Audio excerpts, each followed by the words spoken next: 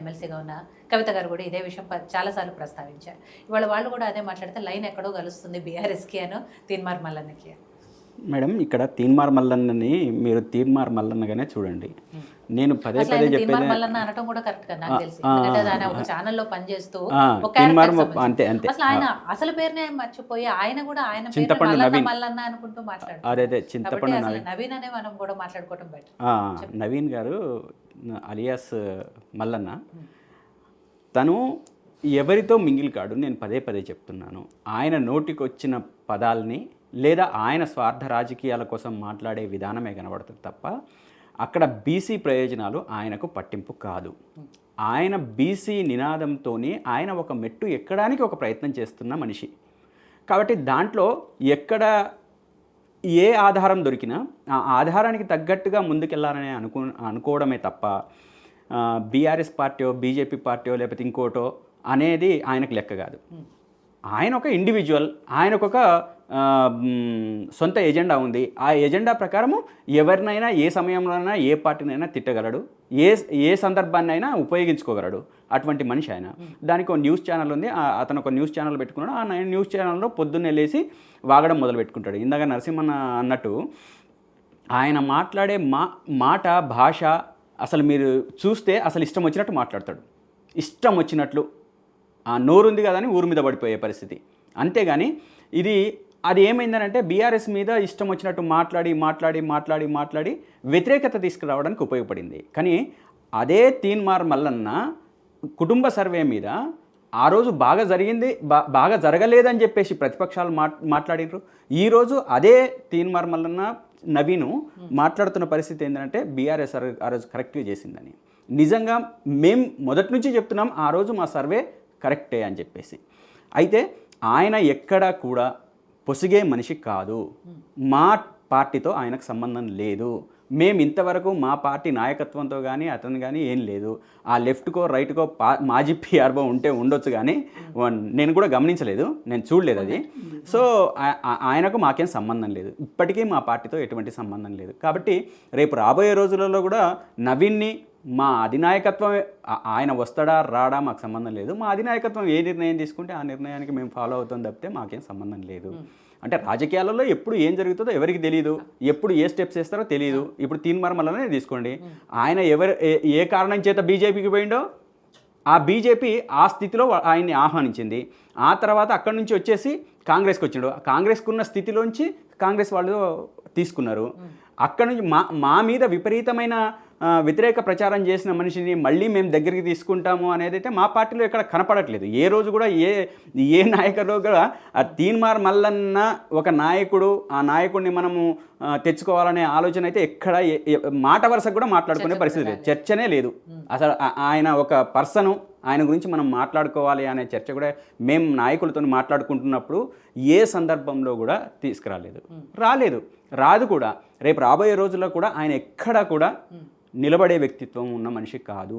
ఈరోజు ఆయన ఎన్ని ఆరోపణలు చేయని కాక ఇప్పుడు తీన్మార్ మల్లన్న పరిస్థితి ఎట్లయిపోయిందనంటే ఆయన నిజం చెప్పినా నమ్మే పరిస్థితి లేకుండా అయిపోయింది. ఆయనకు ఒక క్రెడిబిలిటీ, ఆ క్రెడిబిలిటీ కారణంగా ఆయన నిజమే చెప్తున్నా నమ్మే పరిస్థితి లేకుండా పోయిన స్థితి ఉంది. వీడియోలు కానివ్వండి లేకపోతే వేరే ఛానల్స్ లో ఆయన వీడియోలు వస్తున్నా ఆయనకు మద్దతుగానే చాలా వరకు కామెంట్స్ ఉండేవి.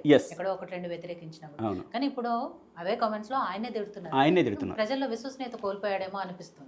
ఎస్ క్రమక్రమంగా అదే జరుగుతూ ఉంది. ఆయన మాట్లాడుతున్న తీరు అదేవిధంగా బీసీ నాయకత్వంతోని ఇప్పుడు మనకు అప్పటి నుంచి కనబడుతున్నాయి. ఆర్ కృష్ణయ్య గారు లేకపోతే జాజుల శ్రీనివాస్ గౌడ్ గారు బీసీ ఉద్యమం కోసం లేదా బీసీ ప్రజల ప్రయోజనాల కోసం పనిచేస్తున్నారు. వాళ్ళు నిరంతరంగా పనిచేస్తున్న సందర్భాలలో అటువంటి ముఖ్య నాయకత్వం కూడా ఆయన దగ్గర ఎవరు కనపడరు.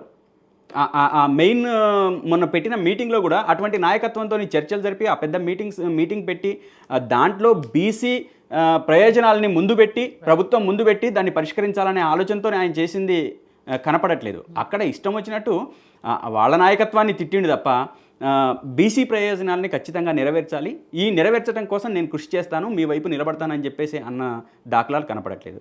కాబట్టి రేపు రాబోయే రోజుల్లో చింతపండు నవీన్ చేసే కార్యక్రమాలు ఆయన క్రెడిబిలిటీ ఇంకా దిగజారిపోయే పరిస్థితి ఉంటుంది తప్ప అది ఇంకా పెంపుదల వైపుగా పోయే అవకాశాలు అయితే కనపడట్లేదు. మనం గతంలో కూడా చెప్పుకున్నాం, ఆయన ఏదో పార్టీ పెడతాడని లేకపోతే ఇంకోటి చేస్తాడని. పార్టీ పెట్టేది లేదు, ఆయన చేసేది లేదు.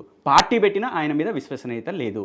ఆయన కనుక మొదట్లోనే ఈ మన కాంగ్రెస్ పార్టీలోకి పోకుండా ఆయన సొంతగా ఒక పార్టీగా ముందుకెళ్ళి ఆ సందర్భంలో అందరు జనాలతో కలిసి ఉంటే ఆయనకి ఏమన్నా ఉండేది స్కోపు. అంటే ఇవాళ కాకపోతే 5 సంవత్సరాలు కాకపోతే ఇంకో 5 సంవత్సరాలకైనా అవకాశం ఉంటుంది. ఎవరికైనా ప్రజల కోసం పనిచేసే వాళ్ళకు ఒకసారి కాకపోయినా ఇంకోసారికి అవకాశం ఇవ్వాలనేది ఖచ్చితంగా ప్రజలు అనుకుంటారు. కాబట్టి అందరినీ కలుపుకొని పోయినప్పుడు, అంటే ఒక్క బీసీ నినాదం కాదు, ఒక్క బీసీ నినాదం కాకుండా ప్రజలందరినీ కలుపుకుపోయినప్పుడు ఏదో ఒక సందర్భంలో తప్పనిసరిగా అవకాశం వస్తుంది. కానీ ఇతను ఈ రకంగానే అంటే ఇష్టం వచ్చినట్టు నోటికి వచ్చినట్టు వాగితే తిడితే ఇది ఎవరికీ ఉపయోగం లేదు. ఆ బీసీ సామాజిక వర్గాలకు కూడా ఆయన లాభం చేయకపోగా నష్టమే ఎక్కువ ఉంటుంది. ఎందుకనంటే ఇతను బీసీ నినాదం ఎత్తుకున్నప్పుడల్లా ఇది కొత్త సమస్య వచ్చింది మనకు అని చెప్పేసి దాన్ని ఇంకా ఏ విధంగా డైల్యూట్ చేయాలనే అధినాయకత్వం ఆలోచిస్తుంది. ఎవరైనా ప్రభుత్వంలో ఉన్నవాళ్ళు దీన్ని ఎట్లా డైల్యూట్ చేయాలని చెప్పేసి అదే కనపడట్లేదు. నేను అదే చెప్తున్నాను కదా, వాళ్ళ దగ్గర నుంచి ఎక్కడ వచ్చినట్లు కనపడట్లేదు.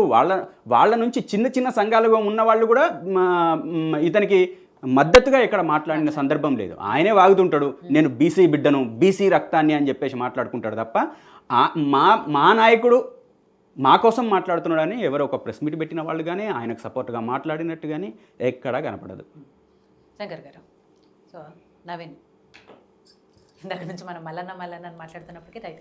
నవీన్ గారు, ఆయన బీసీ నినాదం ఎత్తుకొని ఏదైతే కాంగ్రెస్ పార్టీతో విభేదించి ఆ పార్టీ నుంచి సస్పెండ్ అయ్యి బయటకు వచ్చి వాళ్ళు మాట్లాడారో, మళ్ళీ అదే బీసీ నినాదంతోనే రాజ్యాధికారం సాధిస్తాము అని చెప్పేసి మాట్లాడుతున్నారు. మీరు బీసీ బిడ్డే, తీన్మార్ మల్లన్న విషయంలో మీ స్టాండ్ ఏంటి? అంటే ఆయన తీసుకున్న స్టాండ్ ఎంతవరకు కరెక్ట్? అఫ్కోర్స్ స్టాండ్ కరెక్టే, బీసీలకి రాజ్యాధికారం రావాలి, ముఖ్యమంత్రి కావాలనుకోవటం కరెక్టే, కానీ ఆయన వెళ్తున్న వే ఎంతవరకు కరెక్ట్? మేడం, మాట్లాడితే మల్లెలు వేయాలంట, పోరాటం చేస్తే కందరీగల్లెక్క వేయాలంట. అట్లా ఉండాలి. మనకు ఫర్ ఎగ్జాంపుల్ ఎక్కడో అవసరం లేదు. ఇదే రాష్ట్రంలో మందకృష్ణ మాదిగ గారు ఉన్నారు. బీసీ ఉద్యమాలు చేయాలంటే రాజకీయ పార్టీలు మారితే బీసీ ఉద్యమాలు చేయగలుగుతారా? నిర్మించగలుగుతారా? పూటకో పార్టీలో ఉంటే నిర్మించగలుగుతారా? మందకృష్ణ మాదిగ గారు తన లైఫే సాక్రిఫై చేసిండ్రు. సరే, ఎన్నో ఒడిదుడుకులు ఎదుర్కొన్నారు. ఒక్కనాడు ఒక పార్టీ కండో వేసుకోలేదు. వచ్చిన ప్రభుత్వానికి వినతి పత్రాలు ఇచ్చిండ్రు, వాళ్ళ మీద డిమాండ్ తీసుకొచ్చిండ్రు, వాళ్ళతోటి బిల్లు పెట్టించుకొని అసెంబ్లీలో బిల్లు పెట్టుకొని